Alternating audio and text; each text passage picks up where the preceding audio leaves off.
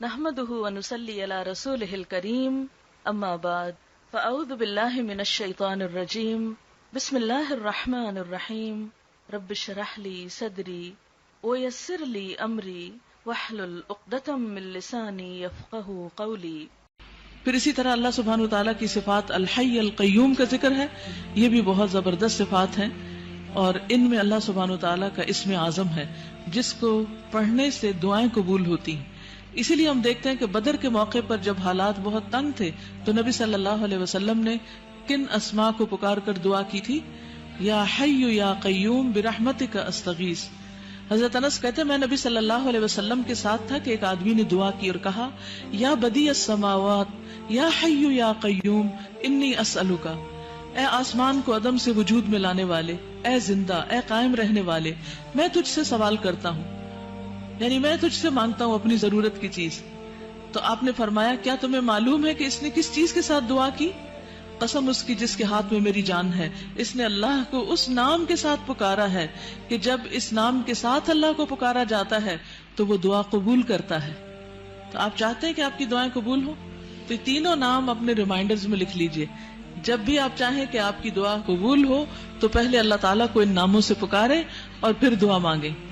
قیامت کے دن جب لوگ جنت میں چلے جائیں گے تو جمعے کے دن اللہ تعالیٰ اعلیٰ علیین سے اپنی کرسی پر نزول فرمائیں گے، پھر اللہ تعالیٰ کرسی کو نور کے ممبروں سے گھیر دیں گے، یعنی کرسی کے ارد گرد کیا ہوں گے؟ نور کے ممبر، نبی آئیں گے یہاں تک کہ اس پر بیٹھ جائیں گے نور کے ممبروں پر، پھر اللہ تعالیٰ ممبروں کو کرسیوں سے گھیریں گے، صدیق اور شہداء آئیں گے یہاں تک کہ وہ ان پر بیٹھ جائیں گے، پھر اللہ تعالیٰ اپنی کرسی پر چڑھیں گے، اس کے ساتھ شہداء اور صدیق بھی چڑھیں گے۔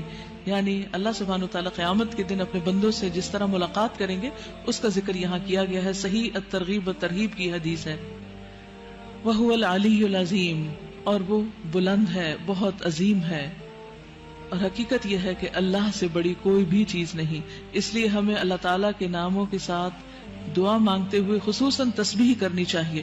فَسَبِّحْ بِاسْمِ رَبِّكَ الْعَظِيمِ، قسم اس کی جس کے ہاتھ میں میری جان ہے، اس نے اللہ کو اس نام کے ساتھ پکارا ہے کہ جب اس نام کے ساتھ اللہ کو پکارا جاتا ہے تو وہ دعا قبول کرتا ہے۔